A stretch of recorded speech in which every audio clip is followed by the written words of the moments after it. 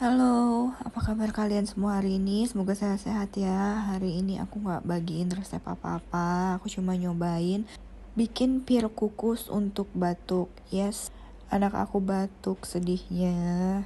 Nah, di sini aku pakai sekitar 4 cm jahe ya. Sama pir. Udah, itu aja. Pirnya ini aku pakai, gak tahu ya, di toko namanya sweet pir.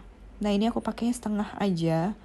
Setengahnya nanti mau aku makan. Jadi ini aku masih coba-coba dulu apa anaknya suka atau enggak gitu.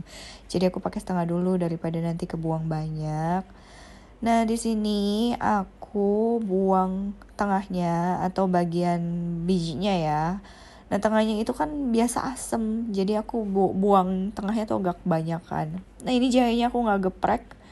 Nggak apa-apain, cuma potong jadi 2 aja. Udah selesai gitu doang. Terus di sini aku cover pakai aluminium foil supaya jahenya lebih infuse ke dalam pirnya. Terus habis itu aku kukus sekitar 10-15 menit ya.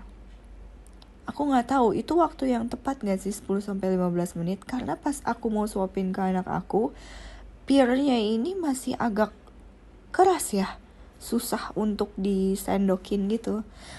Nah, ini hasil akhirnya penampakannya.